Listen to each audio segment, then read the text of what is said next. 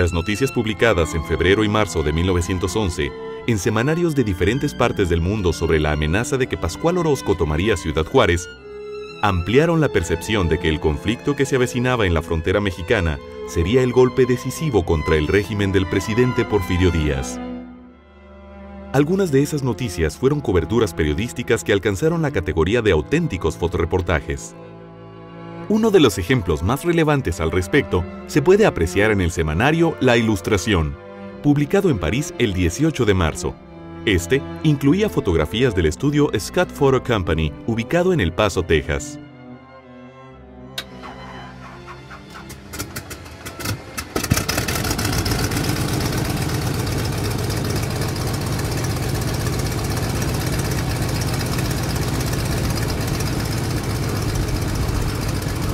El fotógrafo Jimmy Hare, de la revista Collier's, de Nueva York, se encontraba en el fuerte McIntosh, en el estado de Texas, al mismo tiempo que la revolución maderista cobraba una gran fuerza en el estado de Chihuahua. Experimentado en conflictos militares, Hare pidió permiso a su editor para que le permitiera viajar a México como corresponsal de guerra, pero su súplica no fue escuchada. Aún así, el fotógrafo se las ingenió para convencer al jefe del fuerte McIntosh para que lo llevara en un biplano a la frontera con México.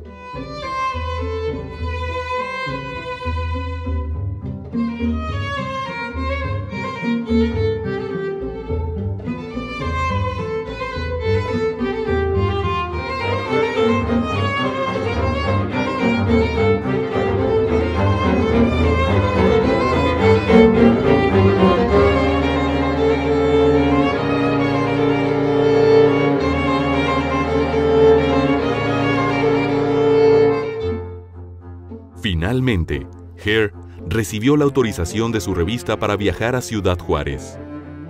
Por aquellos días ya era una celebridad.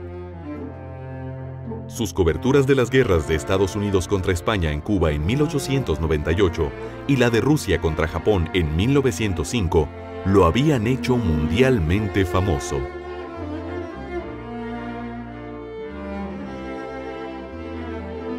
Los fotógrafos y reporteros congregados en la frontera mexicana se quedaron asombrados al enterarse de que el gran Jimmy Hare se encontraba entre ellos. Era tal la fama del enviado de Collier's que sus colegas no perdían la oportunidad de tomarle fotografías o de retratarse con él. Para ellos era tan protagónico como Madero.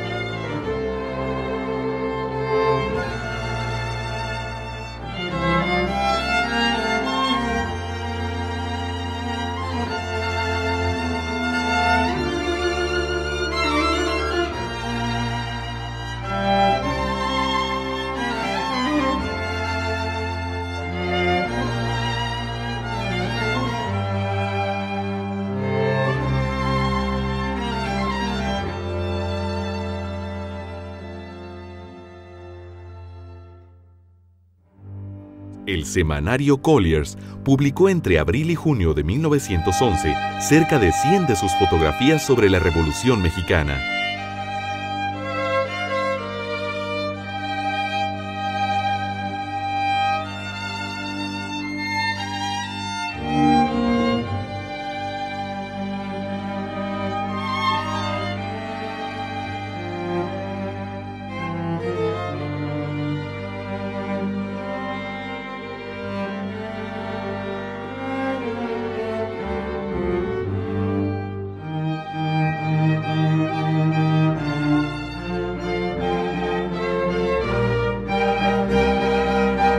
Además de Hare, los fotógrafos Homer Scott y Otis Oldman, socios del estudio Scott Photo Company, documentaron los enfrentamientos entre maderistas y federales. A diferencia de Hare, estos fotógrafos nunca habían estado en un conflicto bélico y fueron de los pocos fotógrafos de estudio que decidieron convertirse en corresponsales de guerra. Quizá no tanto por su conciencia histórica, sino por la presión que ejercieron sobre ellos los editores de los periódicos de circulación nacional y las agencias noticiosas, quienes les pedían por encargo y bajo presión fotografías del combate para sus notas periodísticas. Prueba de ello es la vasta correspondencia que Homer Scott cruzó con dichos editores. En esa época era común que los grandes periódicos mandaran corresponsales a los frentes de batalla, pero rara vez a un fotógrafo. La excepción eran, por supuesto, las poderosas revistas ilustradas. Sin temor a equivocarnos, se puede afirmar que la memoria gráfica sobre la revolución en la frontera que perdura hasta nuestros días proviene del estudio Scott Photo Company, del cual aún se conservan más de 2.000 negativos de vidrio. A diferencia de Hare, Scott y Oldman no solo cubrieron abril y mayo de 1911, su condición de fronterizos les permitió documentar los subsecuentes conflictos de la lucha armada en México, muchos de ellos, como sabemos, protagonizados en la frontera de Ciudad Juárez y El Paso. La permanente ubicación de Homer Scott en el Frente Orosquista de 1912 fue una razón suficiente para que el general Victoriano Huerta, quien dirigía al ejército federal, lo acusara de espionaje. Scott fue apresado y llevado a la Ciudad de México. Su cautiverio causó tal impacto que uno de sus colegas escribió un famoso artículo que tituló "Las alas de la muerte rozan a este fotógrafo de guerra". La nacionalidad estadounidense y sus importantes vínculos con el medio periodístico fueron factores que influyeron para que Scott lograra su libertad. Ya en la frontera, Scott decidió alejarse de los campos de batalla para probar suerte en el mundo del cine. En ese campo también fue exitoso, ya que años más tarde llegaría a ser presidente de la Asociación de Fotógrafos de Hollywood.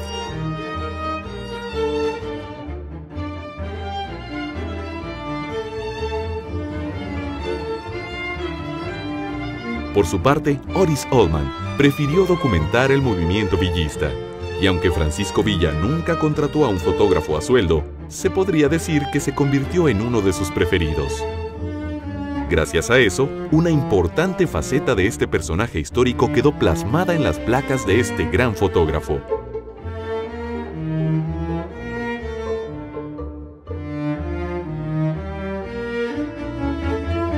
Al igual que Scott, Oldman también incursionó en el cine como camarógrafo de Pathé News, una agencia productora de noticias de la época.